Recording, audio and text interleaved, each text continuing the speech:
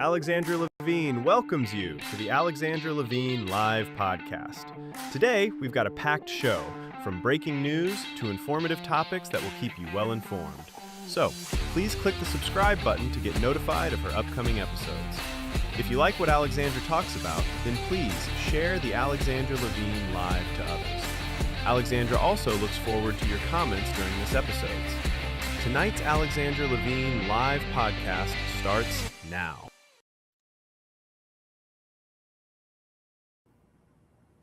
Well, hello, everyone. Hello, this is Alexandra Levine live with the America's Pulse Network. You are all in tonight with me, Alexandra Levine. We have some major breaking news coming out of the House of Representatives.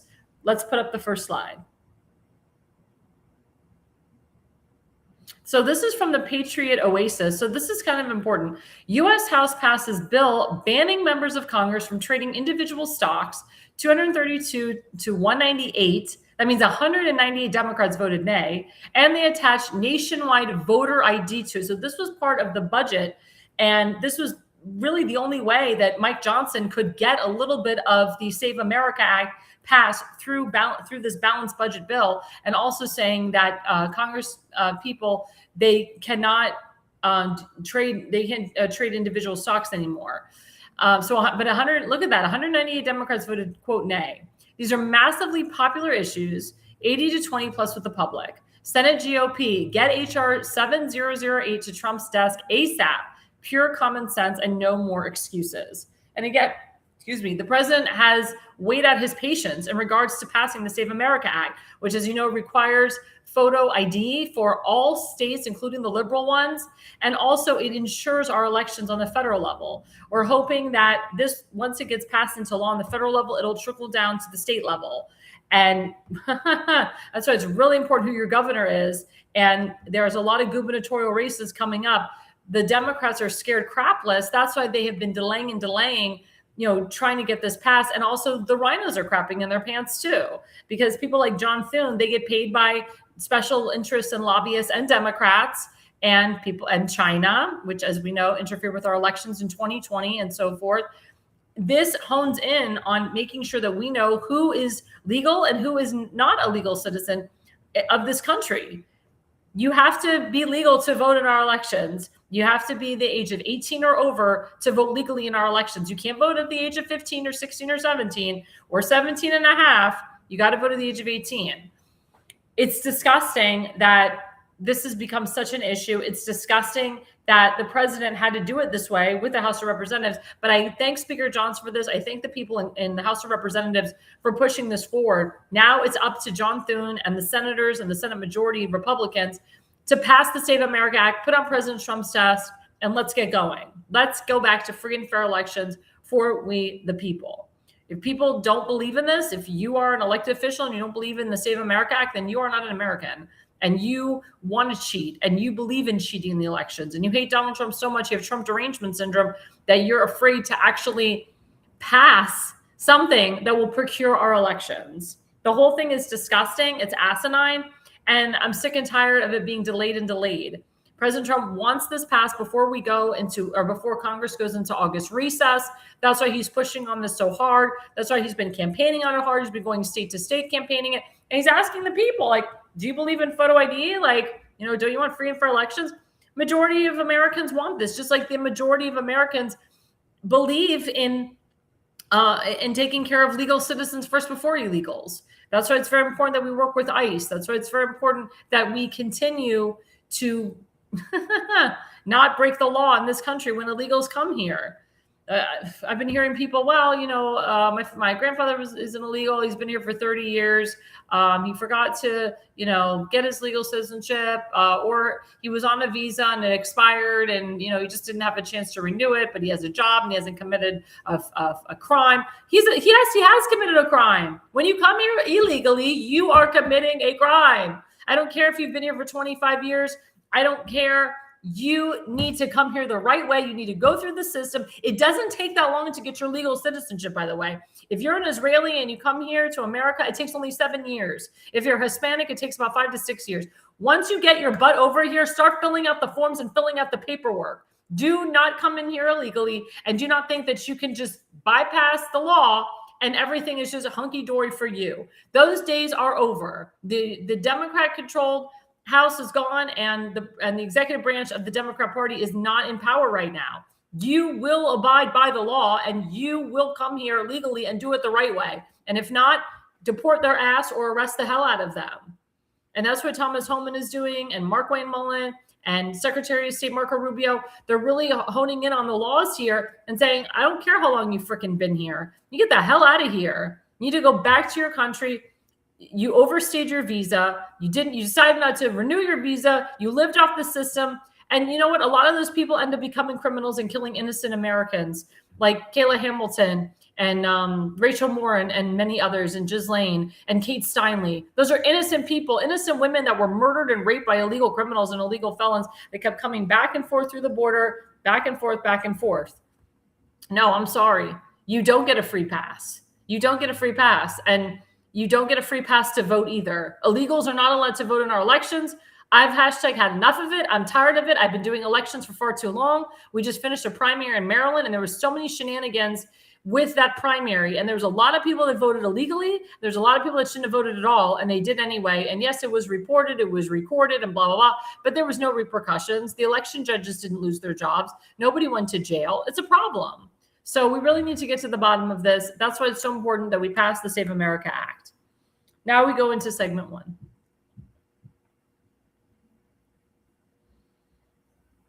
So segment 1 is it's time to shine, meaning it is time for America to shine and rise and be uplifted.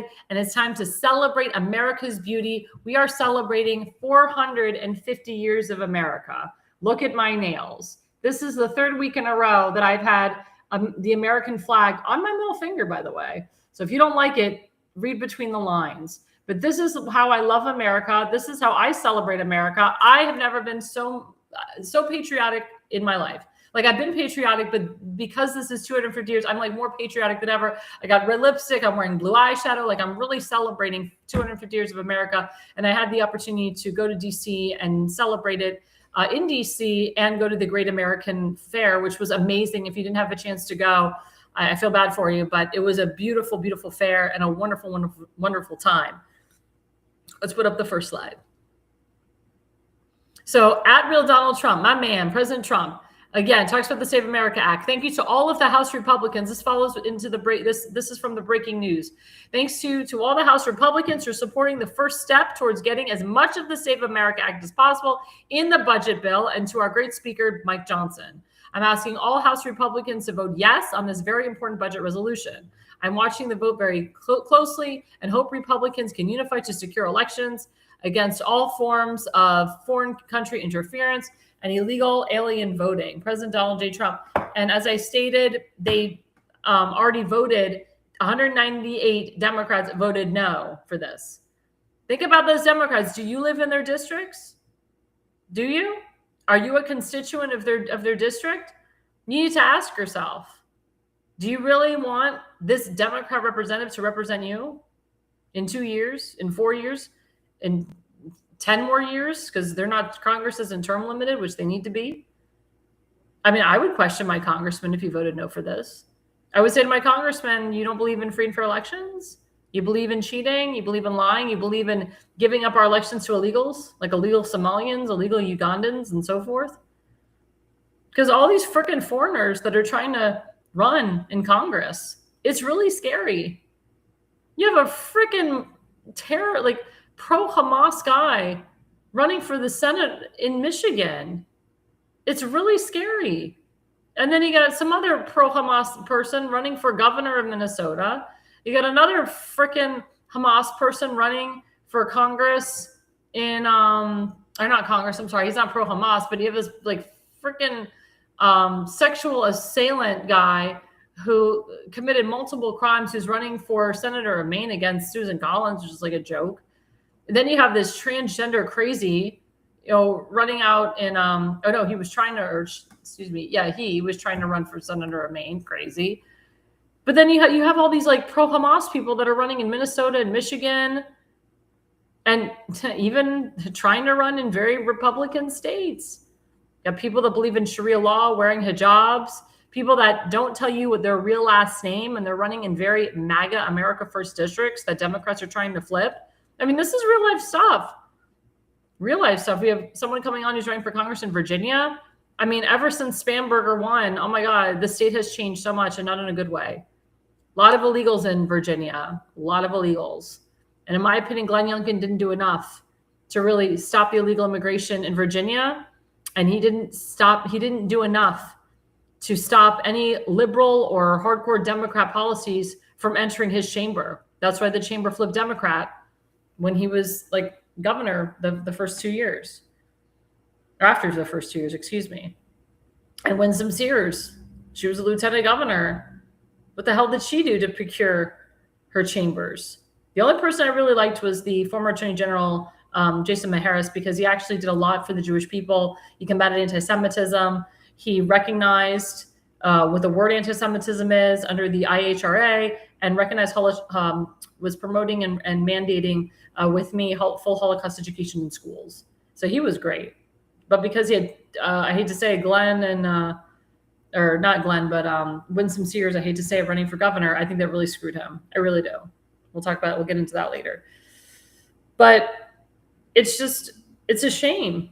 It's a shame because you have real people who actually do care about their constituents, and they're not getting elected, or they're getting thrown under the bus, or you get these Democrats that are crazies, and the DNC pushes them and funds them with a tremendous amount of money. Let me tell you something. You don't have to raise millions and millions and millions of dollars to run for these seats. That's what they want to tell you. That's the narrative. Well, that person, they don't have $300,000 in their campaign finance, so forget them. No, that's not true. Even for like a county council race, county executive, the guy in Maryland who's the Democrat nominee has like $2 million in his campaign funds. You don't need $2 million, or even $1 million to run for county executive in Baltimore County. You don't need $1 million to run for county council in Baltimore County either. But that's what they're going to tell you. They're going to say, if you don't have the money, nope, you're not going to win. Let me tell you something. President Trump was outspent. He was totally like the Kamala Harris's team. I think they raised like a lot of freaking money. I think like close to $1 billion. It was pretty high up there. And, Donald Trump, I know he raised millions, but he didn't have to put multi-millions into a presidential race. That's just stupid. It's a waste of money. And mind you, President Trump put a lot of his own money into his campaign. I always say people that are billionaires or multimillionaires, they should put some of their own money in if they can. I know people that make $150,000 a year and they still put at least $30,000 of their own money into their campaign. You have to put some of your own money into your campaign. You can't rely on We the People or PACs or so forth, because a lot of these PACs, they have favorites. And We the People, we're not going to give you thousands of dollars. I would say the average voter gives someone like maybe $150. Yeah, it adds up, but you need a lot of that $150 to make millions. So if you are not if you're not putting your own money into your campaign, it's a problem, especially on the federal level. But that is why it's so important. It's so important that we have the right people in office. Because you see, we don't, and Save America Act is still not passed. Let's go to the next slide. So this actually talks about the state of New Jersey. There's a big debacle going there with what they found, or what President Trump found with what the DOJ and DHS, what they exposed with the state of New Jersey. So 35,152 is the new number just released by Homeland Security of non-citizens registered to vote in New Jersey. These are counts. Many times this amounts. Republicans get smart and straighten out our crooked elections, pass the Save America Act. Again, we can't emphasize this enough. The new governor, Mickey Sherrill, she goes on, the telly and the freaking microphone. She talks about, all these bad things that happened in the elections in New Jersey. What the hell? You're the new governor. You probably knew all this fraud was happening. You probably knew all these laws were being, all these laws were being broken. And you still allowed the elections to happen.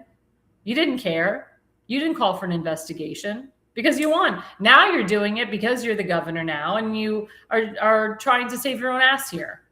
No, I'm so sorry, Mickey Sherrill. You were a congresswoman before this. You knew about the elections. You knew that they weren't free and fair. And you're probably part of the problem. And you're probably one of the people that pushed for these non-citizens to vote for you. I wouldn't be surprised. Probably worked with Barack Hussein Obama and George Soros to get your button in there. Because let me tell you something, nobody in their right mind thought that you were going to win the governorship. We all thought it was going to be Jack Schifferelli. We all did, especially this time around. No one in their right mind even thought that you would make it. And you worked with your buddy, Patrick Murphy, who also knows a thing or two about mail-in ballot dumping, like he did when he ran against Jack Schifferelli the first time. And all of a sudden, dozens of mail-in ballots came in for Bergen County in Patrick Murphy's favor. Now, Bergen County is more of a liberal county, but I saw Jack Schifferelli beating Patrick Murphy in Bergen County at like 1 o'clock in the morning on election night, the day after election. And then all of a sudden at 3 o'clock in the morning, all these dumps of mail-in ballots came in from Patrick Murphy in Bergen County, and it flipped. It flipped to Patrick Murphy. New Jersey does not have free and fair elections. We have 2 people on our program that are running for office in New Jersey, Justin Murphy and Damon Galdo. And then, of course, our producer, Damon Charity, who's from New Jersey, who lives there. They know the elections are fraudulent. And we have Constance Zitzel and Jack Bryan. They ran for office recently. They know that there's fraud in our elections, especially in New Jersey and liberal states. What has Cory Booker done to fix this? What's he going to do to fix this? Oh, wait, he's one of those 198 Democrats, or not 108. What the hell am I talking about? He's one of those senators that's not going to vote for the Save America Act because he doesn't care in free and fair elections. I hope it hurts him. I hope when he votes no, he doesn't get reelected. Because Justin is a phenomenal guy, and he really deserves to be in there, and he knows the role like no other. And he's been in politics and doing politics since the 1980s. He's a Ronald Reagan Republican. He's a common sense conservative. Again, I plead to the American people.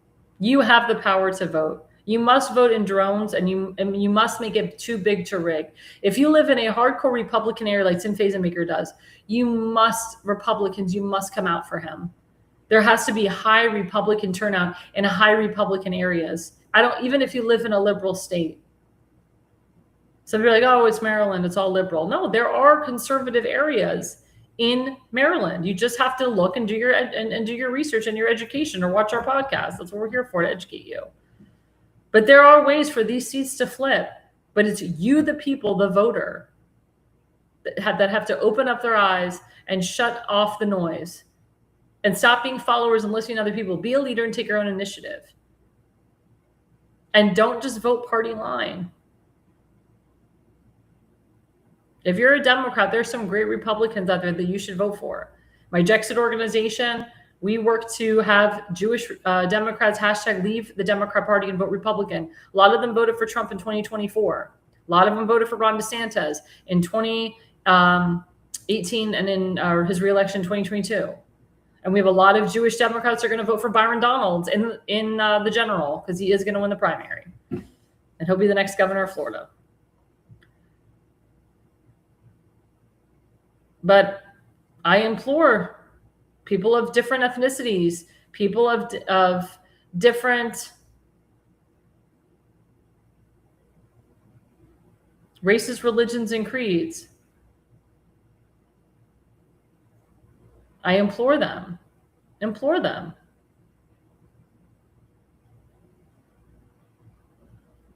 to not vote party line, to vote principle over party. Shout out to my friend Rob Carson. Rob Carson's on Newsmax. Love him. He just got oh my God, he's working out of a beautiful studio. He's doing great. We love him. We thank him for his support, and we thank him for what he does, because he has a great voice and a great passion, and he loves Trump just as much as I do. But yeah, I mean, these are things that are really important, guys. Let's go to the second slide. So this is, again, interesting. So Bridget Fertag, She wrote, no, this is in the state of Nevada. Nevada voter fraud exposed. In a Senate hearing, Trump campaign attorney Jesse Benali, or Benal, excuse me, I mispronounced his name, and I've met him before actually, presented evidence of widespread voter fraud in the state of Nevada. 4,000 illegal immigrants voted in Nevada. 1,500 dead people voted. 19,000 non-residents of Nevada voted. 42,000 people in Nevada voted more than once. 8,000 ballots came from non-existent addresses. 15,000 ballots from vacant addresses voted. They've been rigging and stealing our elections for decades. This is in the state of Nevada. We all knew this. I knew this. I watched this in real time in 2020. You didn't have to tell me this. Jesse Benal, he proved this. But the state legislators of Nevada didn't give a darn. They didn't care. And it was more of a liberal state at the time. It's flipped. It's become more Republican, more moderate Republican, so to speak. But you still have a lot of rhinos in the state legislature. And they don't care. And again, nobody's being held accountable for this. I know Kash Patel is going in there, and Mark Wayne Mullen, is going in there. And he's going to point out the people that knew about the fraud and said nothing. Remember, President Trump exposed China to rigging the 2020 election, as well as the deep state, which is your government. People in your government in the United States of America rigged the election against Donald Trump. They yanked Donald Trump out of there and put in Joe Otto Penn Biden in as your, quote, president, and Kamala Harris as your, quote, vice president. Then they yanked Joe Biden out of there and plucked in Kamala Harris as the Democrat nominee. She didn't even have to campaign to be the Democrat nominee for president, with this idiot Tom Waltz as her running mate, which was the dumbest person they could have as her running mate. They didn't want, I heard mixed reports that Josh Shapiro wanted it. He didn't want it. They didn't want him because he was Jewish and he supported Israel. And then stupid Josh Shapiro, he freaking flip-flop on his position on Israel, said, I didn't mean to support Israel. Dumbass. And now he's up for re-election. He's a moron. But I'm just like, this is so asinine. It's ridiculous. It is so ridiculous. The fraud is right there. It's right in front of you. It was in front of the state legislators. Rudy Giuliani lost his law license for this. Many people went to jail for exposing the election fraud. But again, who is causing election fraud? It's not just the machines, it's not the voter rolls. It's corrupt internal election personnel, like I said on Tuesday. And I'm going to continue to hammer it. My friend William Newton proved it in Maryland 2020 W research, which has been archived in almost every state GOP nationwide, including Florida, Maryland, Alaska, Arizona. He's got people on the ground in Arizona every day talking about the rigging of the election, of the 2020 election, 2022 elections, and even before then. He knew. But he was the one that said it is corrupt internal election personnel. What does that mean? It means your election judge is corrupt internal election personnel. It's your state board of elections that are all corrupt election personnel. It's your mailmen. It's anyone that's involved in the elections. Anyone that's touching the ballot is your corrupt internal election personnel. Your own government is corrupt internal election personnel. Your own government was working with China. And I have a lot of friends that don't trust our government. Yeah, we have new people in there at the top, but we need to start cleaning the morons from underneath, because there's too many Obama holdovers and Biden holdovers still in there, and there's too many Bush holdovers in there too. Too many rhinos in there still, especially in the ODNI, in the FBI, the DOJ. Just clean them all out. DHS is getting better. State Department is better under Marco Rubio. The Pentagon is much better under Secretary of War Pete Hegseth. But ODNI, DNI, CIA, they're all still in there. FBI, Kash Patel needs to do a better job of getting rid of all those holdovers. You know, people get upset. He comes out and says, let cops be cops. I'm so proud of the people of the FBI. Well, you still have too many holdovers in there, dude. Get rid of them all. And the defense is, well, you don't know what they see behind the scenes. There's probably a lot of corruption, and they're trying to just weed out the bad, you know, what they call the bad seeds or the bad apples. But you've been there for 2 years now. Like, I would, in my opinion, at least a third of the corrupt people should be gone. And people are waiting for arrests, and we're not getting them. And it's very frustrating. Now, I am of the mindset, you trust the man, trust the plan. You know that I support President Trump 100%. I support him more than I ever have. I love the man very much. I understand him. I understand his rhetoric. I understand how he's playing chess. And I know some people out there are frustrated, some of his, quote, hardcore Trump supporters. But if you are a hardcore Trump supporter and you claim that you're loyal to him, you will back off and you'll let him do the work. You'll back off and support him. You'll help him peel off the layers. You'll help him instead of criticizing him. You'll help him instead of debate him. You'll help him instead of challenge him. My job as the new conservative media at the White House is to help him, to give him the information and the research that he needs so he can do his job. But if one of the people from our network criticize him and hurt him and talk crap about him, that doesn't help him, and we wouldn't be at the White House. My job is not to go after my commander-in-chief. My job is to report fair and balanced news, but my job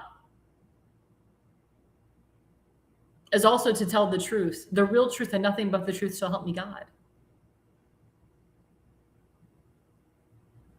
My job is not to be an opinion soundbite like Caitlin Collins from CNN. My job is to be a factual journalist and a factual podcaster for you guys. That's why I'm at the White House. Because I don't spread lies, and I'm not an opinion soundbite, and I don't attack the president, and I won't. I personally will not attack him. He's doing a great job. I have high hopes for him. I have high hopes for this country with him in office. But again, trust the man, trust the plan. Stop getting so hysterical. Take a step back. Remember, if you're too emotional, it screws up your logic. You have to not think emotionally, you have to think logically. It's very important, guys, that we understand going into the midterms how important the Save America Act is to pass, but also it's very important that you trust your commander-in-chief, that you have his back, that you have your allies' back, and that if you truly care about this country, if you truly believe in America first, then you want to do everything you can to help we the people, legal citizens of this country. Don't give illegals a pass. Oh my God, they came here. They've been here for 25 years. They deserve a second chance. They had their chance. They had their chance to come here legally and obtain citizenship. That crap doesn't happen in other countries, by the way. You can't creep into another country illegally and think that you're just going to be able to stay. Let me tell you something. Israel doesn't want that crap. Israel has a very strong vetting system. And actually, George W. Bush, he said that Israel has one of the best vetting systems in the world when it comes to illegal immigration, that America should acquire that same vetting process in America that they do in Israel. That doesn't happen in France, doesn't happen in Hungary. I was with Marton Negrozi, who worked under the Secretary of State, that department under Viktor Orban. They're very strict about their immigration policies. They don't just let people come in. And they keep that bridge strong between Serbia and Hungary so that they don't have illegals coming over the wall. Marton said on our interview, he said, walls work. Same thing in Israel. They have huge walls. Walls do work. We got to keep building them. That's why President Trump wants to continue building the wall, which he hasn't been able to do because of these rhinos and Democrats in Congress. That's why it's time for fresh new leadership, and it's time for a fresh new way of life. Well, before our break, before our guest comes in segment 2, don't forget our sponsor, FoliumPX.com, toxic heavy metals, full body detox. This is great right after 4th of July, after you've had those hamburgers and those hot dogs. This is very good after a fast. This is a Jewish holiday tonight. It's called Tisha B'Av. We're just ending the fast after, I would say, depending on where you are, my fast ends around 9:45. But if you have been fasting all day, it's really good to take Folding in PX, it's really good to take a free radical support or an antioxidant because you haven't been able to get nutrients all day. You haven't been able to eat or drink or so forth. So please, guys, it's very, very important that you take your vitamins, that you help your system. This helps with your immune system. This helps with fertility. This helps with weight loss. This helps with headaches. This helps with hemorrhoids. This helps with so many issues. It's like one pill that does it all. I love the guy who created. He's a Jewish guy from the country of Georgia. We've had him on our show. He's fabulous. Please, guys, go to FolioMPX.com. There's a lot of discounts going on right now because of the summer. So click on the QR code. We'll be right back. We have a special guest coming up. We'll be right back, guys, after the break. Welcome to America's Pulse Network. This is APN's very own White House correspondent, Alexandra Levine. This is so amazing and miraculous. We've never had a president in the history of our nation doing this. And we hope to God that he continues doing this forever and ever. Thank you. God bless you, everybody. And God bless President Trump. And God bless you. Hello, everyone. This is Alexandra Levine with the America's Pulse Network. I am the White House correspondent right here in the heart of D.C. as President Trump is celebrating 250 years of America and the military. Subscribe and follow America's Pulse Network on the above social medias.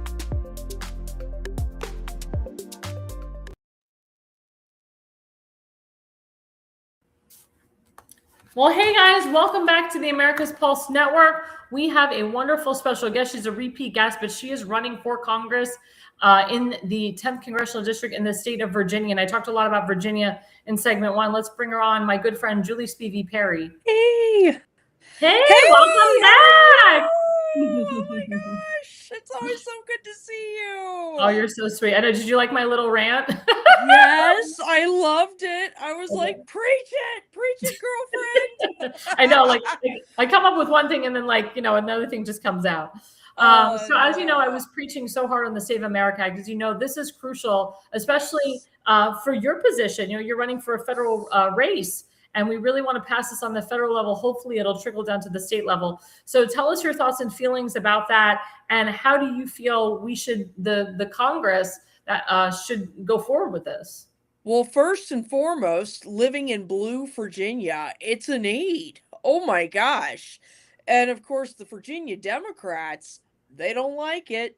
But if they don't like it, it's a great thing. That's true. If Dan Helmer and Abigail Spanberger and Scott Servell are crying, it's a great thing. That's good. I like that. That's really good. So anytime they're upset, it's great. But here's the thing. If we don't, I'm a history teacher, as you know. And if we want to keep our republic, we have to have secure elections. Voter ID. You know what? Here's the thing. It's not hard to get an ID. And yes, I'm married. And when I got married, guess what?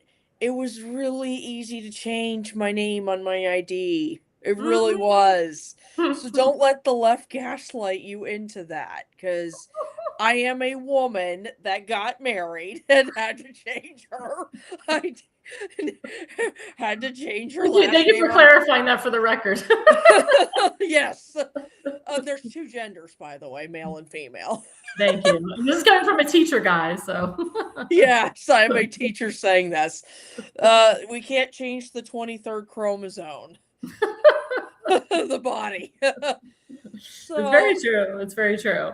So I mean, loves to gaslight about that. So yeah, it's disgusting. So I mean, they put finally, to pass the budget, they kind of snuck in a little bit of the Save America Act to get something passed. But that's disgusting that we can't just pass it on its own.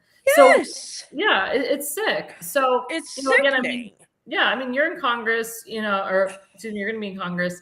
And you have, Speaker Johnson, thank God he stepped up, and did something, thank God. Yes. But, I could say, because you're in Virginia, what is the talk of the constituents in Virginia? Like, what do they think about this? They want it passed. 84% of America wants it passed, even Democrats. I'm the anomaly in my profession, and even my Democrat colleagues have said it needs to get passed. I mean, and so what is John Thune doing? And it's He's like, calling China. He's calling China and saying, "What do I do, China?" exactly. It's like, dude, you're a rhino. Let's face the fact. You are a rhino. Get it passed. So, as you were stating, your state was red under Glenn Youngkin and Winston Sears and Jason Maharis, but unfortunately, it flipped Democrat to Spamberger, and you have a crazy lieutenant governor and an even crazier attorney general. Oh gosh! And as you know, Ms. Spamberger is passing, or excuse me, she's signing off all of these bills, and she's signing out all these executive orders. So I know that, you're running on the federal level, but on the federal level, is there anything you can do to override what Spamberger has passed into law? Well, first of all, banning ICE at polling places. I've got news for Miss Spamberger and the Virginia Democrats. Federal law trumps state law. I know. If you don't like it, cope. Get counseling, guys. You're so funny. I love it. And so, yeah, I'm sorry. So my thoughts are, I love how Tom Holman says, "Oh, you want to pass that law? Too bad. I'm coming in anyway." It's true. And actually, ICE, they really procure our elections and they help our elections. Like That's right. when I was in Hungary, I spoke to the main guy who worked for the State Department under Orban, Martin Grossi, and he said, we have like law enforcement that come into our elections. We have people like ICE that come in to secure the elections to make sure there's no shenanigans. Unfortunately, Viktor Orban, he did lose, but they said it was, even though Viktor Orban lost, it was a free and fair election because they had the proper people in there to make sure that the ballots are counted, that night, and make sure there's no shenanigans. So why would people like Spamberger, why would they push back on that? Is it because they need their votes? Yeah, that's right. They need their votes. They don't care if they're criminals. They got to add them to the census for 2030. Got to use their votes to rig elections. That's right. I want their votes. Yeah. And I wholeheartedly believe that Spamberger completely cheated in her congressional race. Because I saw the numbers. Nick Freitas totally beat her. And then she came out with like a hard drive of like extra ballots for her and no one else. And and unfortunately, Nick Freitas, in my opinion, he should have contested and he didn't. But I wholeheartedly believe that he won that election. I do too. I still believe that to this day. And I'm also convinced. I thank God for President Trump's executive order on mail-in ballots. Yep. I said, you know what? I mean, and I know the Virginia Democrats are crying to their and boo-hooing, but too bad. And President Trump is actually even sending people to watch my primary. Oh, that's awesome. Oh, that's great. Oh yeah, so that that way they can't try to rig it. And so thank God for that. He's sending it. Virginia is one of the states because we had this shenanigans with the referendum. No was winning until magically Fairfax dumped 35 yes ballots. Oh, jeez, Mother Moses, right? Well, I can tell you that Harmeen Dillon, she swore in 100 brand new attorneys under her department. And that's what she does. She does election integrity. That's what she does. I love her. Yeah. She's doing a great job. And, she even said anyone who committed illegal activity in the 2020 election and beyond, we're going after them and we're going to put them in handcuffs. And that's what the American people want to see. I mean, you're smart and you're a very smart woman. I mean, you saw the fraud in 2020. Oh, yeah. And remember, we couldn't say anything. Oh my God, if we said that the elections were stolen in 2020, you get shadow banned and we'd go to jail or, worse, we had FBI knocking on our door. Like, how did you know? Like, did you rig it yourself? Like, it was crazy. Now, thanks to President Trump, we can say it without getting shadow banned because it's the truth. President Trump laid it all out last week. He declassified everything. We know that it was Joe Otto Penn Biden was installed in there. And we know that other people were signing off for him. Like they said, Elizabeth Warren and other people were like signing off for him. It was just crazy. The guy had clear dementia and he had cancer while he was in office. But of course, Dr. Jill Biden, oh my God, a doctor of BS, she covered for him. And Hunter Biden covered, for his father too, with and then the cocaine in the White House. Actually, they said it was Kamala Harris's cocaine. So why didn't she go to jail? Boy. Yeah, it was just like, Shocker. it was crazy. The fact that Hunter Biden is still walking free, just I can't. It just it irks me. It's really disgusting. I know. It's disgusting. I know. So going back to what we were talking about with ICE, do you feel, since Spamberger has been the governor, that the crime in Virginia, especially in your district, has risen? Yes. Oh my gosh. Yeah, talk to us more about that. You know who's really outraged about that? The Hispanic community. Well, of course. Mm-hmm. The legal Hispanic community. Oh yeah, they're actually, saying, we like President Trump. We support ICE. Mm-hmm. So, when the left lies and says they don't support ICE, boy, is that a lie. Mm-hmm. They don't want, and you know what? It's especially the legal Hispanics, they're the most angry about, illegals coming in the country because they went through the process. I've talked to many Hispanics who are frustrated with the Democrats, who are not, who are just like, they're letting these people roam free. It's not okay. Yeah, and these are people, like you said, that came here legally and did the correct processes. They didn't live off our system for 25 years. They actually got their American citizenship immediately. I know friends of mine from Ohio that are Ukrainian and Russian, they came here legally through a sponsor, whether it's the Jewish Federation my grandmas. or a sponsor. Yes, so my grandparents, they came here to Ellis Island through a sponsor. That's how it was. Yeah. Both of my grandmas are Canadian. Mm-hmm. Which is odd, which is crazy because they both went through the process. And I remember when I was a kid having a conversation with my grandma, and I said, "Grandma, you took your citizenship test?" And she's like, "Yeah." And both my grandpas were American citizens, but they had to go through the process. That's right. And so everybody has to go through the process. And if you're going to come here legally. Look at our great First Lady.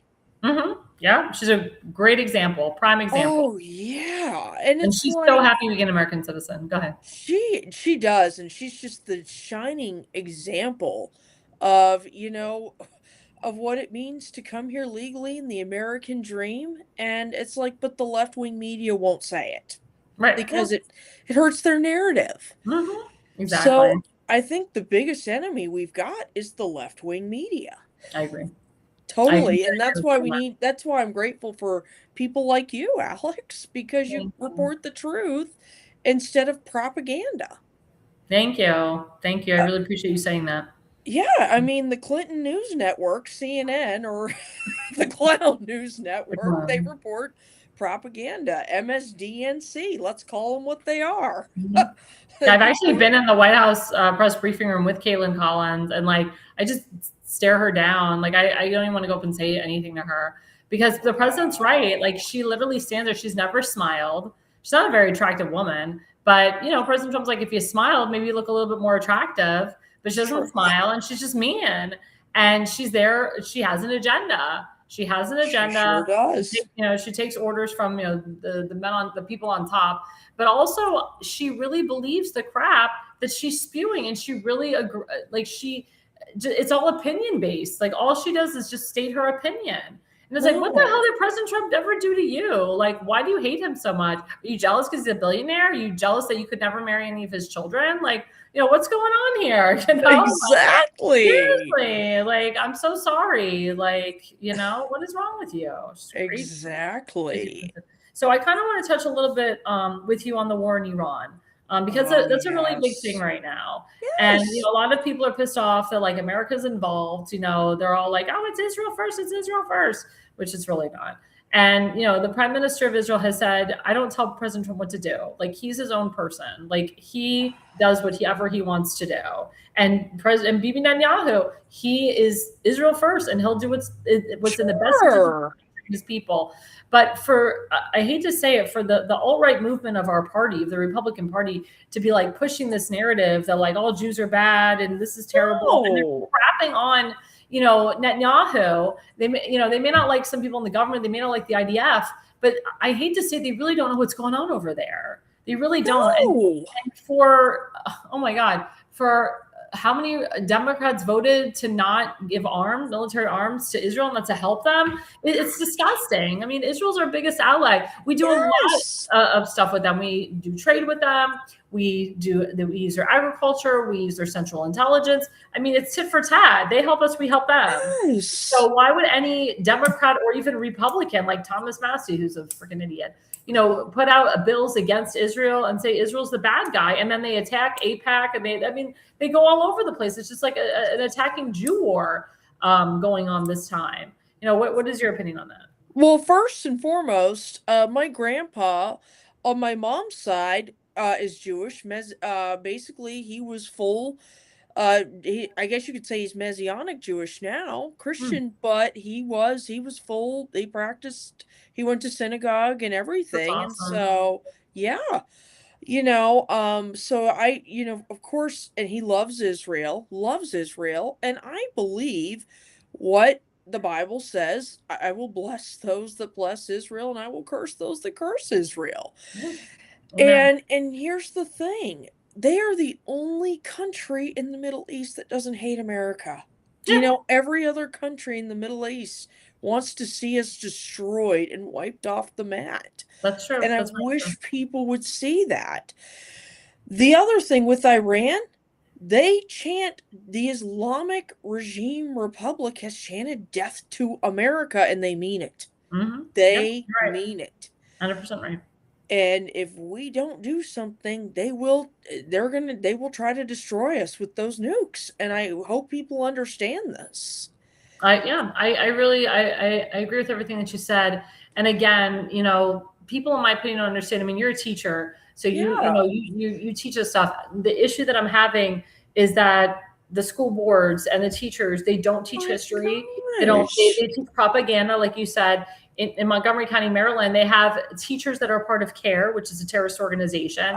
They're in the classrooms. They're pushing their pro-Hamas propaganda into the classroom. They get suspended, but their teaching certificates aren't revoked, which is disgusting.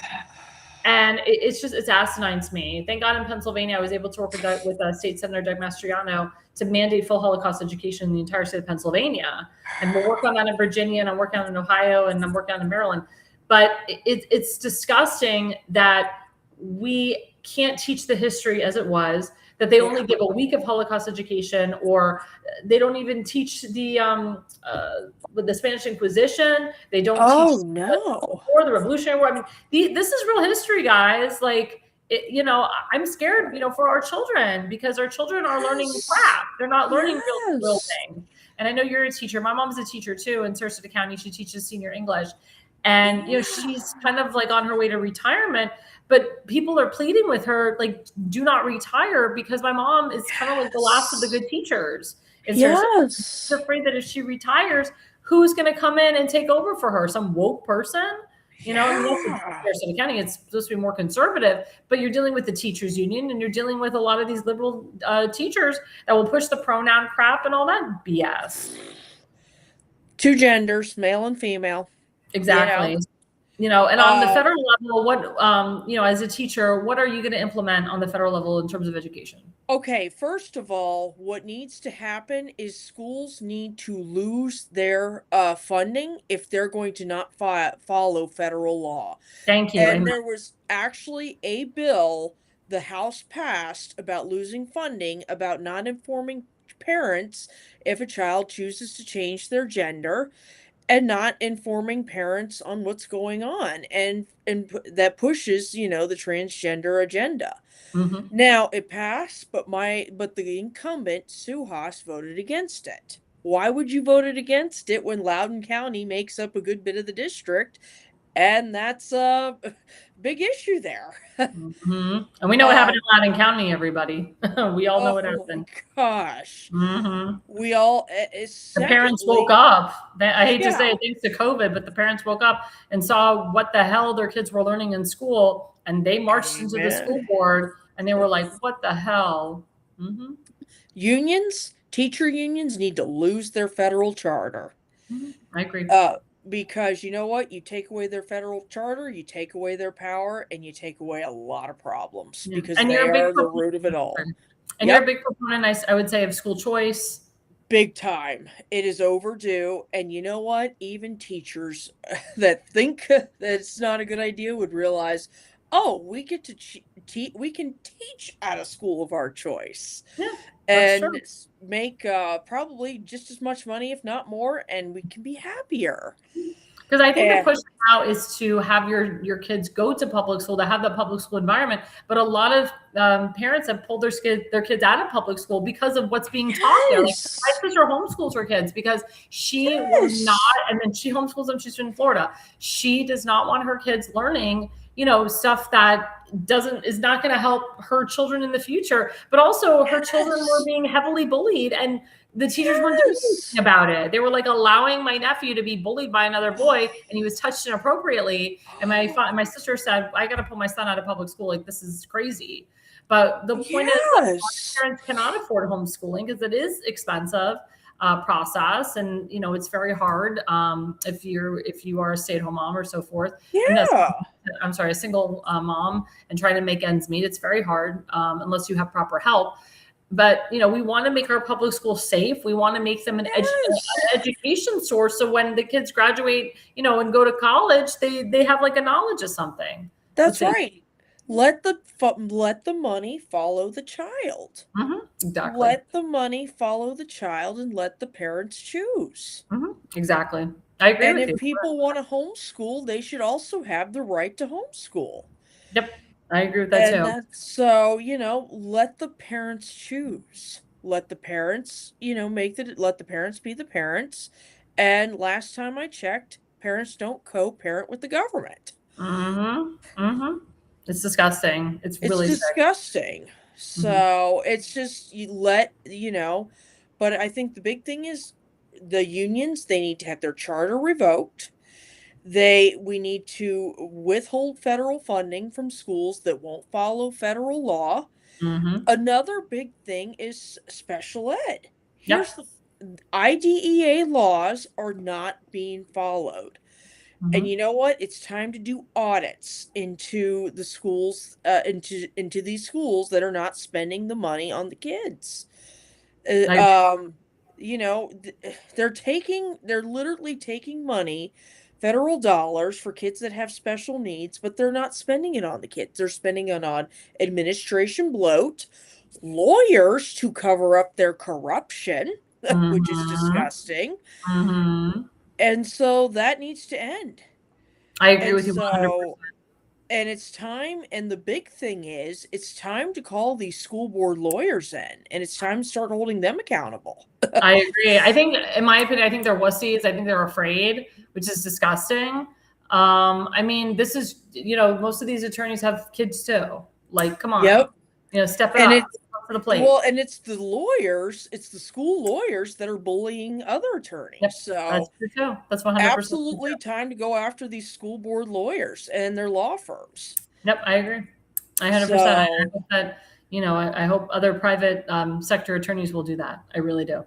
Me too. And I've been blessed to have a very good attorney, help me, because believe me, that's what you need if you come out as a conservative teacher. Oh yeah. Because guess what? I make some people mad.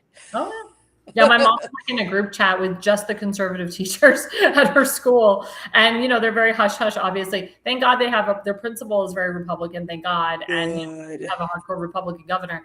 And a lot of people are nervous because they want Byron Donalds to be like Ron, and he's not going to be like Ron. So they're kind of skeptical. They don't know what's going to happen, but it is what it is. I believe that Florida will stay Republican. Hopefully for a long many years to come. Just two more questions for you. So one big question is, I'm a big proponent, and so is my friend Seth Eisenberg on this network, is giving money to the candidate and helping the candidate out, as opposed to the RNC giving money to the clubs, the committees, because a lot of that money, it really goes to the clubs and the committees. They claim that they're going to give you, the candidate, the money, but at the end of the day, they pocket their own money, and you'll get $1 if you're lucky. Or they pick and choose who they want to support and who they want to give to.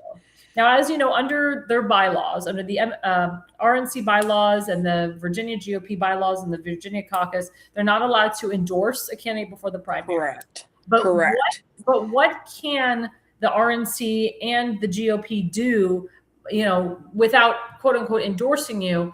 But can the individual people give you money? What can they do to help? Yes. Sign wave? Can they help get out the vote? What can they do for you? So I've been very blessed. One of our RNC chairwoman, Patty Lyman in I Virginia. love her. Love Patty. I love her. She Love has Patty. my whole heart. She has been supporting me in her own capacity. Oh, awesome. I love that. And so she makes it very clear she is not supporting me as the RNC chairwoman. But She's as an supporting individual. me in her capacity, and she gave me a very generous $500 donation.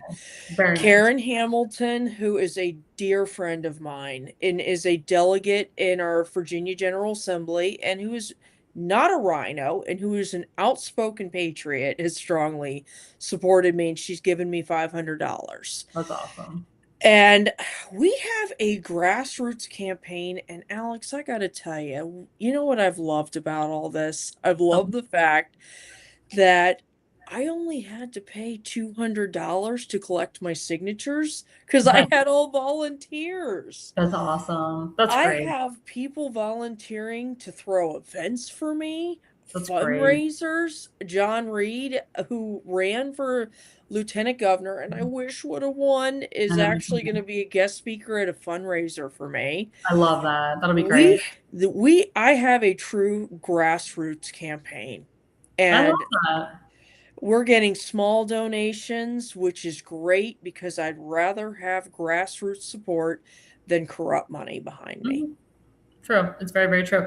What would you say in regards to your opponent? How many opponents do you have?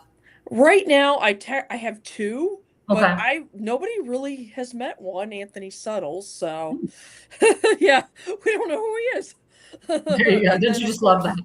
I'm like, okay, well, and then another one, and then, but we got to defeat Suhas, and luckily I am in a district where it's a purple district. We can do it. Good. And we can win this thing in November, and I'm the candidate that can win this.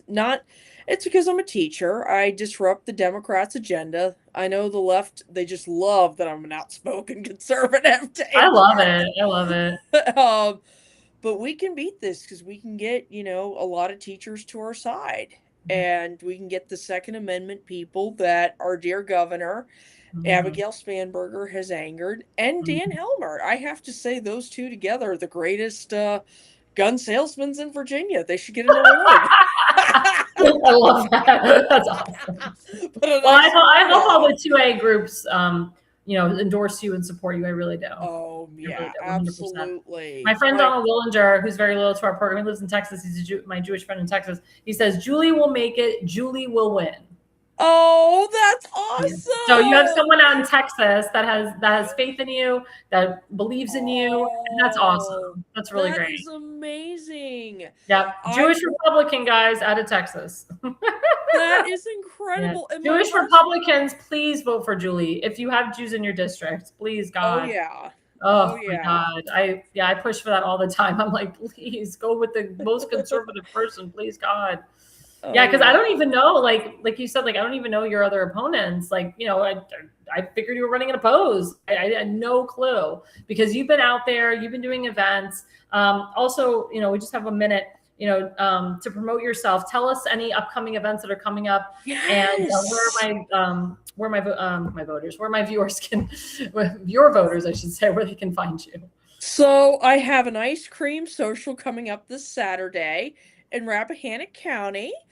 And I also have a fundraiser coming up next week in Richmond.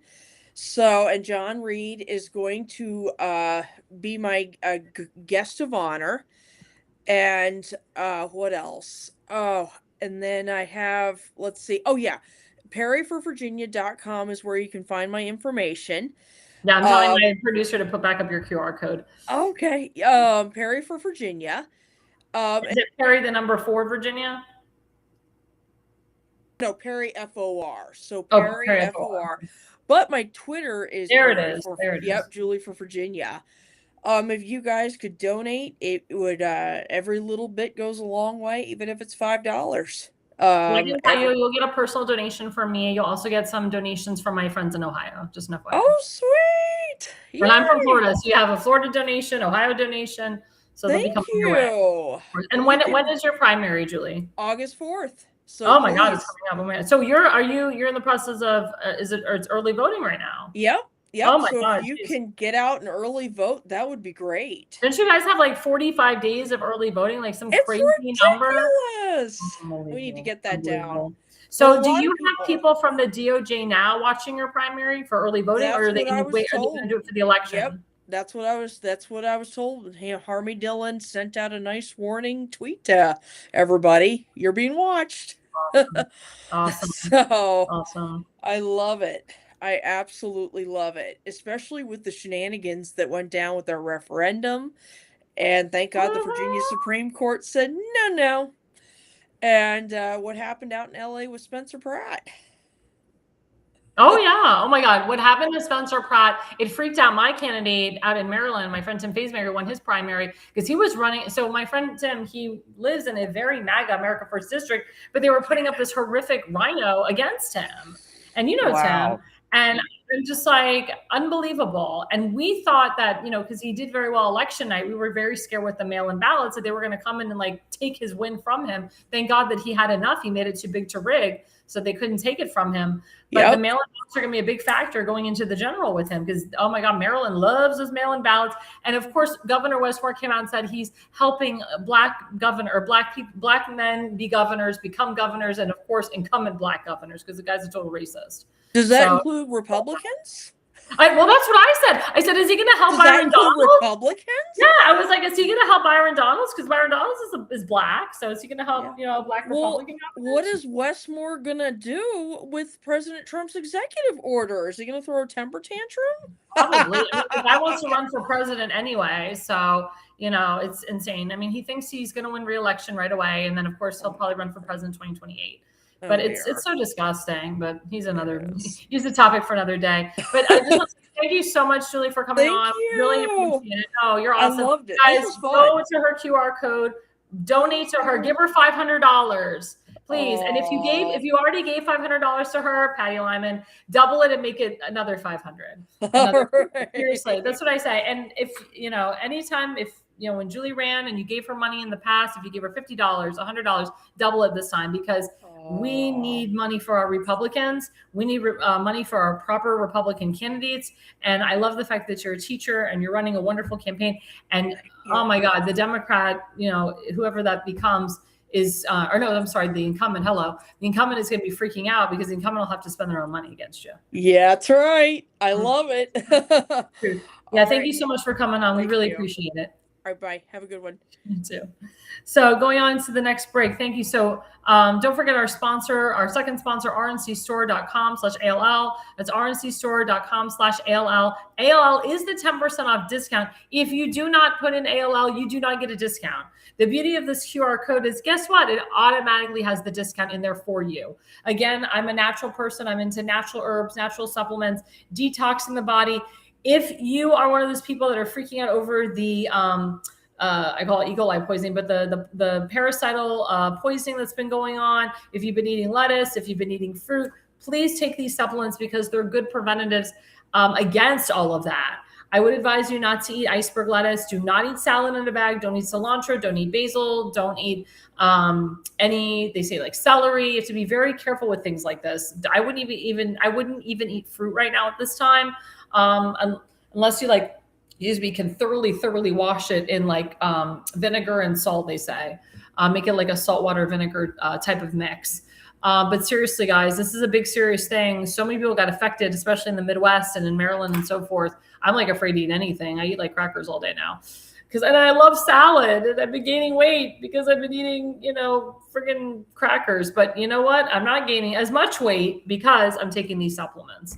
So please, guys, rncstore.com/ALL. Stay with us. We are live on 15 Connections on YouTube, on X, on Rumble, on True Social, on TikTok, on Parler, on Substack, on Spotify. You name it, we're on it. Stay with us. We'll be right back after the break.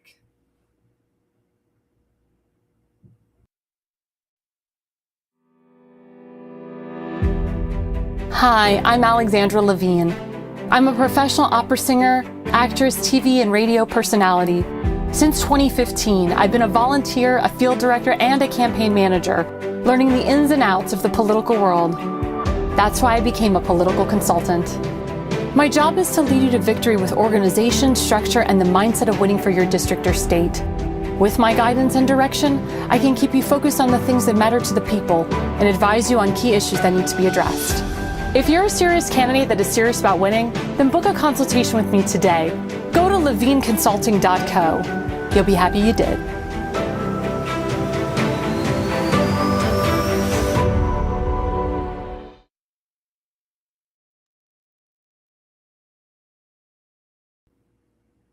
Well, we are back. I'm Alexandra Levine live with the America's Pulse Network. I just want to say to my Jewish brothers and sisters that are celebrating Tisha B'Av tonight, I hope you had an easy fast. This was a very solemn holiday. This holiday has to do with the destruction of the second and third temples in Jerusalem. So I know a lot of people were fasting all day and all night. It's a 24-hour fast.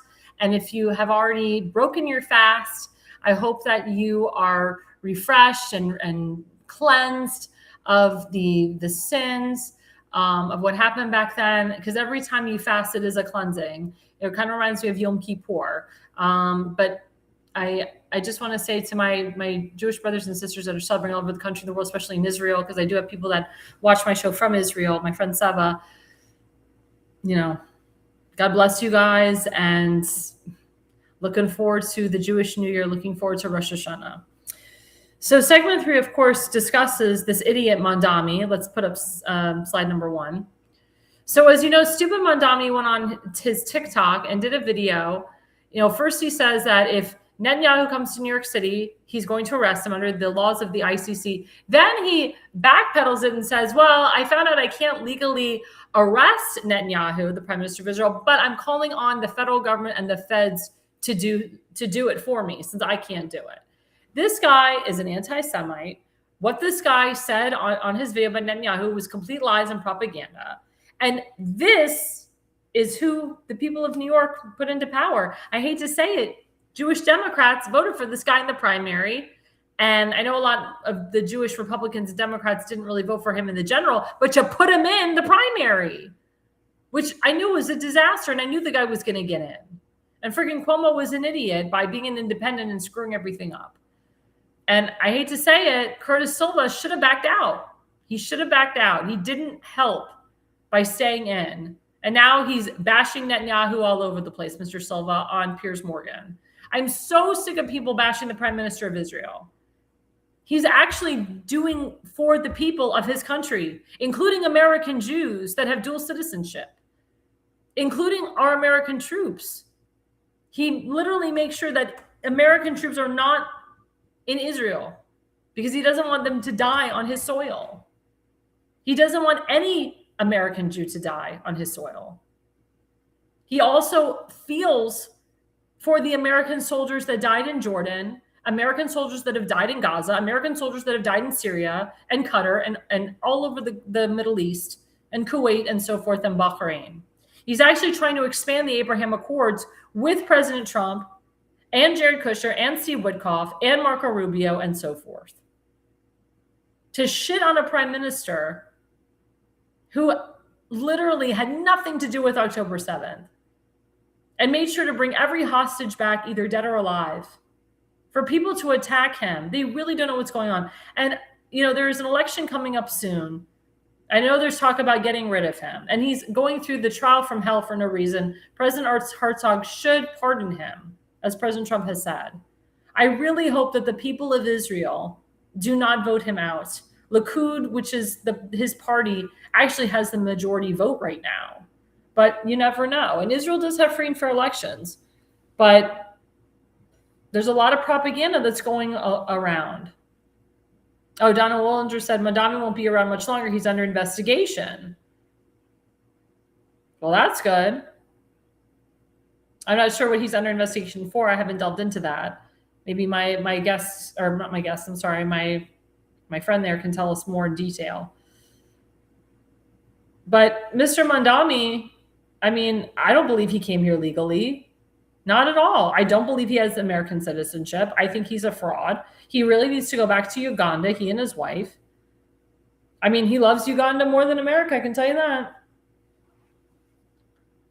But for this guy to come out and say, if Netanyahu comes to New York City, I'll make sure that he gets arrested. And then he lies and says, I'll hold any elected official or any prime minister or president accountable that's under the ICC. That is such bullcrap. And the ICC has no jurisdiction and no power, by the way. Like America, we laugh about it, and Israel does too. And now there's memes and videos going around that Netanyahu is going to move to New York and he's going to troll Mandami because Mandami can't do anything to him. On Tuesday, my question was, what NYPD police officer would literally arrest the prime minister of Israel? You don't think there'd be World War III in this country? The Mossad is on top of this. And it is a risk for Netanyahu to come to New York because people do want his head. When he came to DC and he spoke in front of the halls of Congress, under Biden, oh my God, it was awful what they tried to do to him. He was in a hotel, I think it was the W, and there was like rat racin thrown in the lobby of the hotel. Somebody pulled the fire alarm on and off. The guy barely got any sleep. Then they were desecrating monuments while he was there. They were literally taking down the American flag in Union Station and putting up the Palestinian flag. I mean, it was like World War III in DC. And then when Netanyahu left DC to come to Mar-a-Lago, it was like day and night. Netanyahu was so happy to be at Mar-a-Lago. It was like paradise. He's like, I came from hell in DC and entered heaven. You open up Mar-a-Lago, it's the gates of heaven. I love Mar-a-Lago. I've been there many times. I love Mar-a-Lago. It's such a peaceful place, and you have servants that do everything for you. They wait on you hand and foot, and they have decorum, and they're classy people, and they know how to handle elected prime ministers and presidents, dictators, ambassadors, and so forth. But where the hell does Mandami come off to threaten the prime minister of Israel? Who the hell is he? He has some damn nerve, and he's got a lot of chutzpah, which is Yiddish for nerve. He's a pishika, as we say in Yiddish, which is like a little boy who pisses in his pants. He's a nothing. He's a nobody. And there should be repercussions, and he should be held accountable for what he said, because he's literally putting the prime minister of Israel's life in danger by the rhetoric that he said and the rhetoric that he continues to say. Let's put up the second slide. So this is another meme that came out. So Mayor Zohar Mandami lecture and book signing on Tisha B'Av, which I said is a very important holiday in Judaism. It's Lamentations. It talks about the destruction of the second and third temples in Jerusalem. So this is Tisha B'Av 5786. 5786 is how long the Jews have been walking this earth. At Jewish Voice for Peace, which is an anti-Semitic group. They're anti-Jew Jews. They're actually run by George Soros. So instead of him, going to a synagogue and hanging out with Chabad rabbis and learning a thing or two, he's having a lecture and book signing. I think he did it yesterday at Jewish Voices for Peace, Brooklyn chapter. And the address was upon RSVP. I don't know where they had it in Brooklyn. But again, shame on this man. Shame on this man. There's a lot of Jews that live in New York City. A lot of them have left. And a lot of them are Orthodox Jews, practicing Jews, conservative Jews. I lived in Manhattan for many years. They have Chabads all over the place. This guy is choosing to go to the Chabad of Midtown, which I've been many times. He decides to go to a book signing event with Jewish Voices for Peace on one of the most important holidays in the summer for the Jewish people. Yeah, there we go. Don Willinger confirming me. Mandani may have misled people on his application to become an American. I agree with that. Like I said, I don't believe he's an American. I believe that he is an illegal citizen and it should be investigated and they should deport his ass. I know that Marco Rubio would love to deport his ass. And I know that Thomas Homan would love to deport Ilhan Omar, and many others will, including my friend Congressman Brandon Gill of Texas, who I met at CPAC. I love that guy. He's Dinesh D'Souza's son-in-law. I love Brandon Gill. It's funny because Tim and I, we have a mutual friend named Brandon Gill, and I got the two confused. So sometimes I'll say Brandon Gill, hey, Congressman Brandon Gill, we got Congressman Brandon Gill here, even though it's not really him because he's in Maryland. But it's just funny. But no, the real Congressman Brandon Gill from Texas, he would love to get rid of Ilhan Omar and all these people, all these freaking Somalis that claim that they're American citizens and they're not. Remember, Ilhan Omar married her brother. Sick woman. Let's bring up the next image. So this, again, breaking news. This was old news, but I bring it up again. Bibi Netanyahu announced on Fox News that preparations to merge the Pentagon and the Israeli military will begin soon. This is very important, guys. That shows that Israel is working with Secretary of War Pete Hegseth, who's a big supporter of Israel.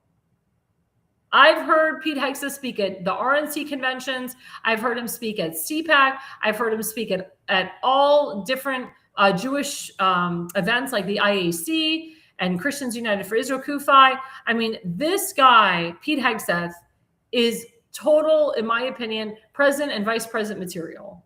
You have to have a president or vice president that supports and backs your ally Israel. That's why I have real reservations about Mr. J.D. Vance. The things that he has said about Israel, the fact that he revealed private and confidential conversations to the public shows he cannot be trusted. The fact that he said that Israel put a kibosh on, the deal, and that they're the ones, basically he blamed Israel for the fact that we can't negotiate a deal with Iran. No, that's not true, J.D. Vance. You can't negotiate with terrorists, and the Ayatollah Khomeini are terrorists. The heads of Iran are terrorists. You can't negotiate with them. And President Trump knew it was going to be a challenge. That's why he called their bluff many times. That's why President Trump's attacking the crap out of them and told Israel, go for it, hit it up.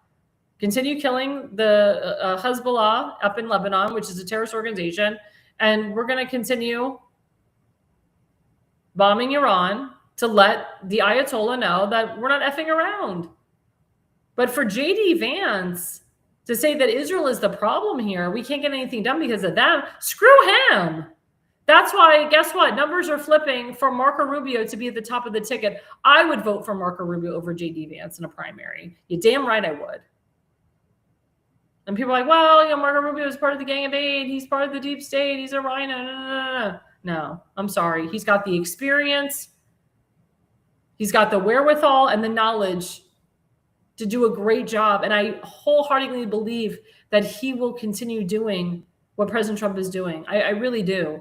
And also President Trump's son, I've called it on this show. I would love Don Jr. to run for president, Eric Trump, Barron Trump in 2044. I would love it. I think the Trump children are fabulous. And the only people that can really execute Trump's agenda are his kids. And people actually, they used to say in 2016, they loved his children more than him. Hillary Clinton in debate said, I love, because one guy asked, like, is there anything you like about Donald Trump? And she said, I like his children. He raised some really great children. And Hillary Clinton had a very good relationship with Chelsea Clinton. And look what Jared Kushner is doing. He doesn't have to do what he's doing. He's a special envoy. And he's helping his father-in-law. And there was reports that Jared Kushner trying to undermine his father and work behind the scenes to get Netanyahu out. Bull effing crap. That would never happen. Jared would never go against his father-in-law on that. First of all, his father-in-law would find out. Second of all, I don't think that his marriage would survive to Ivanka if that was the case. You don't undermine the commander-in-chief, especially your father-in-law. When I read that, that was like total BS. Let me tell you something. Jared Kushner works at the pleasure of his father-in-law. He works at the pleasure of the president. Marco Rubio works at the pleasure of the president. J.D. Vance is pleasuring himself right now. He should be enjoying being a new dad and hanging out there. He just got a home in Middlebridge, Virginia. Hang out there for a while. And there's reports of J.D. Vance that he's not even going to run in 2028. I wholeheartedly said on this show, I don't believe that he will be the next president of the United States. I don't believe that they put him as VP to be the next president of the United States. And let me tell you something. He was not Trump's choice. He was Don Jr. and Eric Trump's choice. President Trump did not think of J.D. Vance as his VP. That was not his idea. His children kind of pushed the idea. He's like, oh, okay. But maybe they made a deal. Maybe they said, look, JD, you'll be the VP, but you're not going to be president. You will not succeed me. Hell no. And if he does, this country will be hell. It will go to hell in a handbasket. The anti-Semitism will be on the rise, and J.D. Vance won't do anything about it. He'll sit back and watch it all just right in front of him. He won't care. He won't do anything, in my opinion.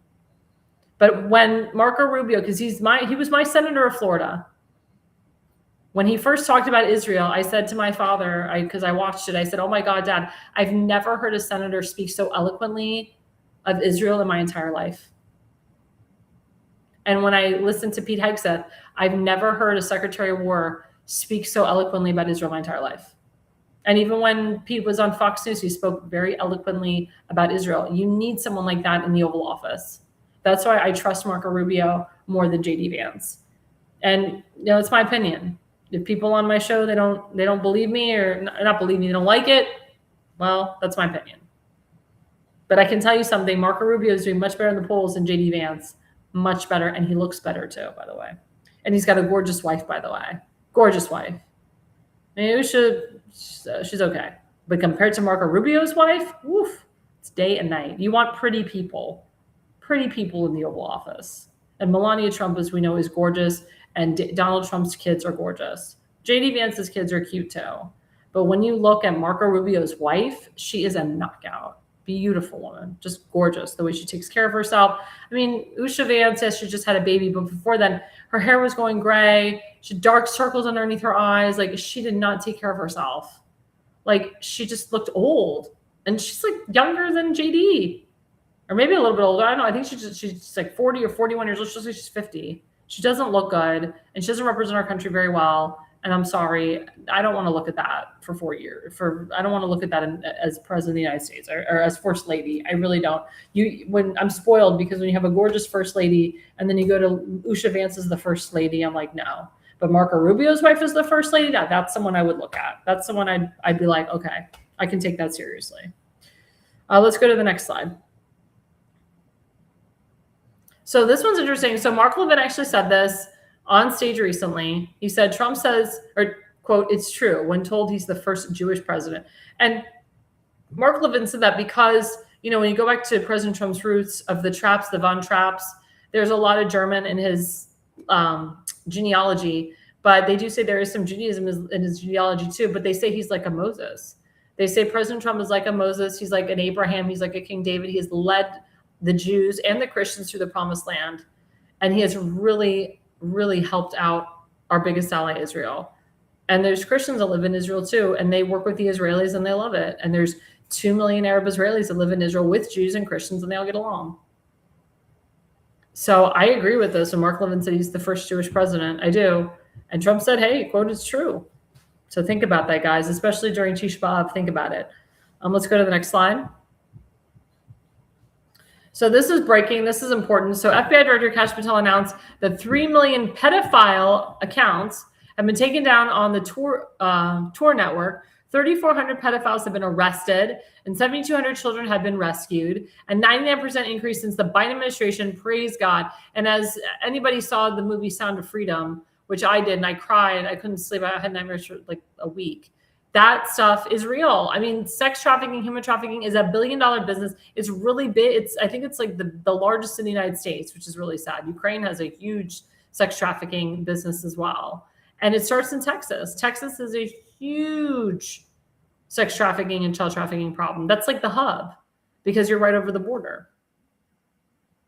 But I'm really proud that Kash Patel is cracking down on this. But again, as I said earlier, he needs to eliminate a lot of people from his department because there's too many Obama, Biden holdovers, too many Bush holdovers that are stopping him from really, really doing the job that he needs to be doing. But arrests need to be made. More investigations need to happen.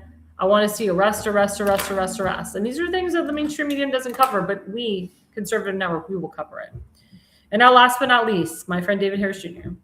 So this is important. So this is actually a campaign promise that Pete Hegseth said. He said people in the military that lost their pensions, that lost everything, their benefits because they decided not to take the vaccine. As you know, Biden and his stupid military, they mandated everybody to take the vaccine, and they said if you don't take the vaccine, you're out of here, you're fired. So this unvaccinated chief warrant officer S. Kelly, a master aviator, has officially been reinstated to the U.S. military with full back pay, entitlements, station preference, and benefits. He had to be removed due to refusing the COVID jab under Biden. Well, I'm not going to give the finger, but I say this to Joe Biden, and this to the Department of Health under Biden, and this to the Department of, it wasn't the Department of War then, the military department. Screw you guys. Screw you guys for what you did to these men, for mandating them to take something that is so unconstitutional. You're not supposed to mandate people to take a vaccine. It is it's something called, we have something called free will in the Constitution.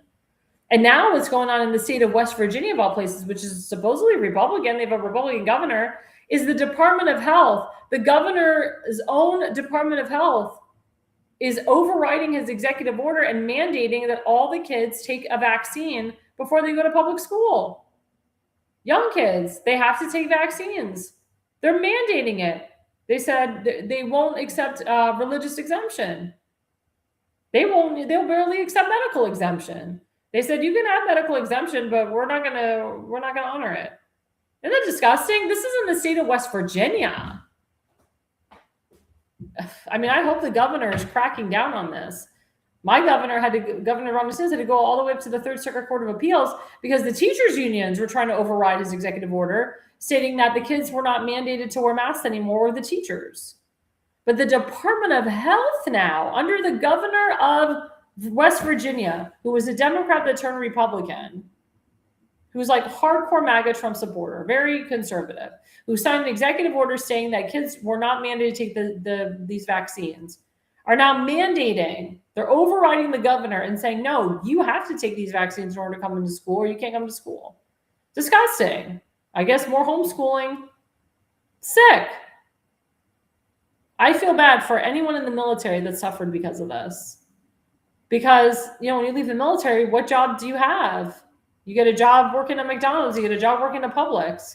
A lot of them don't have college degrees. So they have to start at the bottom. And their wives, unfortunately, have to step it up, or their husbands, unfortunately, have to step it up and get a better paying job so they can pay their bills. But these military people, they rely on their military pensions. And especially if you've served in the military for over 20 years, you are entitled to a pension. If you work in the government for over 20 years, depending on what area in the government, you are entitled to a pension. That's disgusting that Joe Biden did that to these people. But I thank you, Pete Hegseth, for keeping your campaign promise and giving this chief and others full back pay, entitlements, written preferences, and benefits, etc. God bless you. That's why Pete Hegseth would be a great leader, either vice president, president, someone in a head position. I said Marco Rubio and Pete Hegseth would be a great ticket. Rubio Hegseth would be a phenomenal ticket. I really do. I really think that'd be a great ticket. Because those two are kicking butt and are really doing for the American people. And as I showed you on Tuesday, these Marco Rubio memes are hilarious on the type of different job he gets every day or every week. It's hilarious. Well, as I said before, we are in campaign mode. We need to put real conservatives in office. As you know, I currently work for Tim Fazenbaker, who is the Republican nominee for Baltimore County Council District 9. Let's put up his QR code. Let's put up the information for his for his event. There we go. Tim Fazenbaker. Go to timfazenbaker.com. Make a donation today. Let's put up his event information. He's having a huge event Thursday, April 6th in Dundalk at Drug City. It's called The Fountain, which is a beautiful room upstairs of Drug City. Those are the pricing. General admission is $55. And we also have people that can sponsor. We have the Ronald Reagan sponsorship, which is $105. We have the bronze sponsorship, which I think is like $2,500. And then we have the big sponsor, which is $6,000, because under law, $6,000 is the maximum that you can give for the whole year. You can't give $6,000, another $6,000. Now you can break it up to add $6,000 altogether. Like we have people that'll donate like $3,000 one month and then $3,000 the next month, and then you have your $6,000. You're capped, but it's capped at $6,000. But please, guys, it's 5:30 to 7:30 p.m. Thursday, August 6th, and also tomorrow, Mr. Fazenbaker and I will be in a parade for Edgemere for our veterans, for our firefighters, for our first responders. It is a wonderful parade. They do it every single year after 4th of July. It's called the Edgemere a VFW parade. It's awesome. That's why I have my new nails to represent America, because it's 250 years. And me and Tim will be riding with the other elected officials, which is awesome. It's a great feeling when you're the Republican nominee. And we will be there all night tomorrow. That starts at 6:30. That's about an hour parade. It's going to be awesome. And I'll be taking pictures, and we hope to see everybody there that's in the Maryland Dundalk area. Please come out and support Mr. Fazenbaker. And of course, we have my friend Julie Spivey Perry, who is my guest tonight. She's running for CD10 in Virginia. There we go. She just said that she got $500 from one person, $500 from another. Again, if you've given money to her in the past, double it. If you've given her $100, give her $300. If you've given her $500, give her $1,000 or another $500. I mean, you want to keep doubling it up. This woman deserves your vote, but also she needs your money too. I mean, you can't run for a federal race and have no money in the bank. And I know that she has put some of her money into her campaign as well, but mailers cost a lot of money. Flyers cost a lot of money. To be on the radio, TV costs a lot of money. I mean, all this costs a lot of money. You don't have to have $1 million to run for a congressional race. That's a faux pas, but you need something in the bank. And like I said, I don't even know who her other candidates are. I mean, I really have no clue. But she's been out there. She's been working hard. She's America First. This is a seat that can be flipped. It is a purple district, as she said, so it can be flipped. So please, guys, vote for her in Virginia, CD10. As she was saying before, they're in the process of early voting right now. And the general election, or excuse me, not the general, the primary election is August 4th. So please, guys, vote for her now. This is early voting. Make it too big to rig for her. Get her over the hump. Get her into the winning the primary, and then get her over the hill and let her win the general so she can be there in Congress where she belongs. And of course, we have our friend Justin Murphy. He's running for U.S. Senate. He is the Republican nominee. I can tell you that Justin's been on our network. Justin has been touring all over the state with Damon Galdo, and he's kicking butt. And he's getting Democrat support, independent support. Please, guys, give money to him. He needs it. He's running against Cory Booker, the incumbent, who's got like $2 million in the bank. It's crazy. Again, you don't need $2 million to run for a U.S. Senate race. You don't need it. It's a waste of money. It's stupid. It's very stupid. But Justin needs money too, and Justin needs help. And again, the RNC can't endorse him before the primary. Or excuse me, what am I talking about? He won the primary. So the RNC should be dumping money into him right now. And if they're not, they're no good.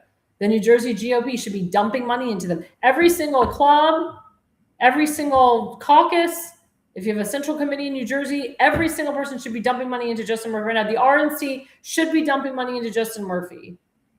They shouldn't say, oh, well, it's New Jersey, he's not going to win. No, this is important, guys. He has an opportunity here to beat an incumbent, and he's a really great guy, and he's super smart, and he deserves to be there, honestly. He really does. He's a Ronald Reagan Republican. He's a constitutionalist, a conservative Republican. We got to put him in office. Enough is enough. And then, of course, we have our good friend Damon Galdo from the Jersey Shore. He's on every Monday night from 8 to 9 p.m. Damon Galdo is a Republican nominee for CD1. Again, RNC should be giving him money. NRCC should be giving money. NRSC should be giving money to Justin Murphy. New Jersey GOP should be giving money to Damon. And Jack Brangan is actually Damon Galdo's campaign manager. So they're campaigning hard. I mean, Damon Galdo is booked every single night up until November. I mean, I barely talk to him or I barely see him, but he's kicking butt. That's what you have to do if you want to win a race. You got to be all over the place. You got to go to every luncheon, every meeting, every event, whatever you can do. But again, you don't need millions of dollars to win a congressional seat. But I believe that he can flip this. I believe that he can win it. And he's working with Justin, but we need your help. So enough is enough. Put up or shut up. Give the guy some money. Give him $500. Give him $1,000. Give him $3,000. Give him as much as you can, or just give him money in increments. Pay in increments. You don't have to plop just $3,000 and that's it. Give him money in increments. But please, guys, these are important races. These are important guys. You want conservatives in office, and this is really important. Also, don't forget Kayla Hamilton. Her mother put a GoFundMe for her. Let's put up that.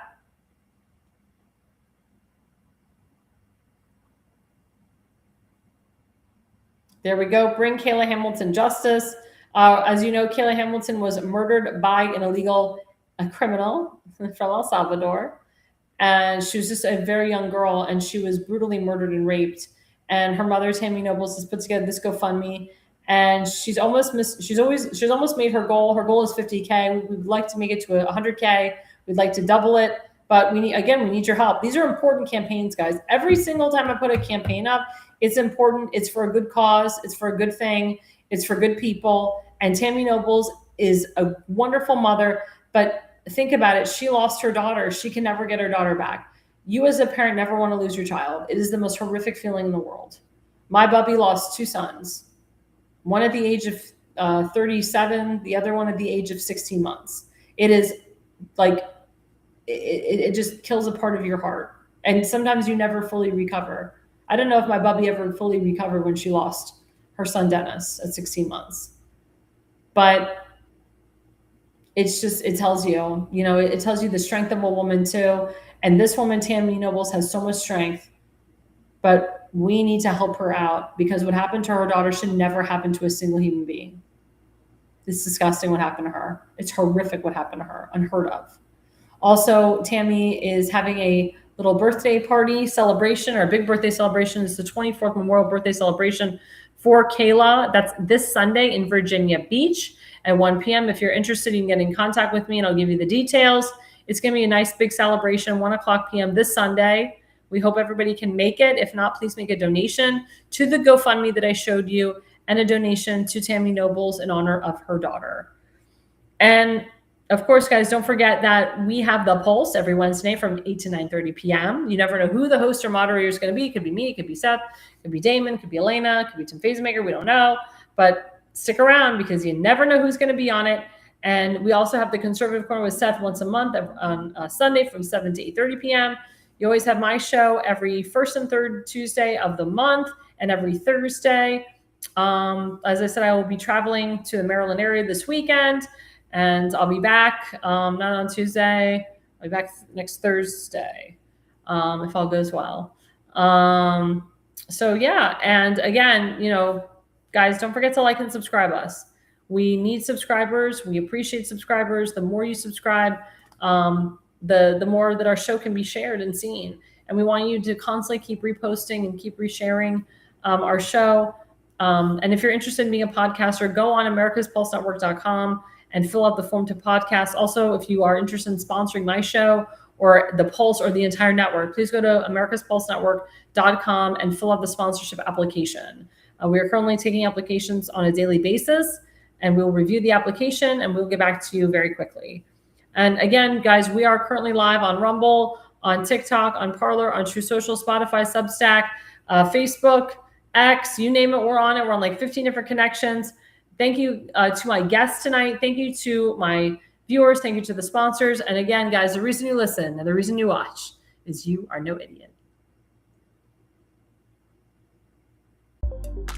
America's Pulse Network. The mainstream media is bought and paid for. The truth is twisted to fit their agenda. But America is waking up, because podcasts are the future for trusted media. Welcome to the America's Pulse Network. It is a network built by patriots that upholds the Constitution. The America's Pulse Network stands for God, truth, and the America First movement. There is no corporate propaganda, no government spin, just real news, real talk, and real voices fighting for faith, freedom, and the future of this great nation with common sense. Here are some of America's Pulse Network podcasts. Alexandra Levine Live, hosted by Alexandra Levine. Jersey Shore Podcast, hosted by Damon Galdo. The Conservative Corner, hosted by Seth Eisenberg. APN's The Pulse, hosted by Alexandra, Damon, Elena, and Seth. So tune into America's Pulse Network on the following social media platforms: X/Twitter, Rumble, Truth Social, Parler, Facebook, and YouTube. Join the revolution, because the pulse of America beats for God and country. America's Pulse Network is for faith, family, freedom, and truth.